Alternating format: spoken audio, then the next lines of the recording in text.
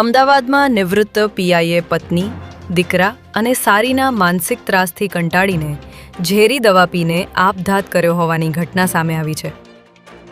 એસઆરપીમાં ફરજ બજાવતા police inspector Jayantibhai Parmar વર્ષ 2020માં નિવૃત્ત થયા હતા. ત્યારે જયંતિભાઈને ઘરમાં પત્ની, દીકરો તેમજ સારી સરખી રીતે રાખતા ન હતા. આ ત્રણેય લોકો જયંતિભાઈને માનસિક રીતે ટોર્ચર કરી જમવાનું પણ આપતા ન હતા. ત્યારે આખરે કંટાળીને જયંતિભાઈએ ચાંદલોડિયામાં બોલેરો પિકઅપ ડાલામાં બેસીને ઝેરી દવા પીને આપઘાત કરી લીધો હતો. સોલા પોલીસે આ મામલે ગુનો દાખલ કરી તપાસ હાથ ધરી છે.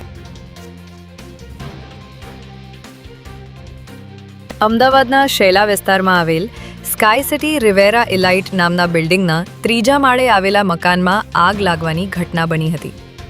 સી બ્લોકના 3જા માળે મકાનમાં લાગેલી આગ વધુ વિકરાળ બનીને 4થા માળ સુધી પહોંચી ગઈ હતી. ત્યારે ઘટનાની જાણ થતાં ફાયર બ્રિગેડની 12 જેટલી ગાડીઓ તાત્કાલિક ઘટના સ્થળ ઉપર રવાના કરવામાં આવી હતી. ભીષણ આગને પગલે 15 માળ સુધી આગનો ધુમાડો ફેલાયો હતો. ત્યારે ભારે જહેમત બાદ આગ પર કાબૂ મેળવવામાં આવ્યો હતો. આગ લાગતા જ બિલ્ડિંગમાંથી તમામ લોકોને સુરક્ષિત રીતે બહાર કાઢી લેવામાં આવ્યા હોવાથી કોઈ જાનહાનિ થઈ ન હતી.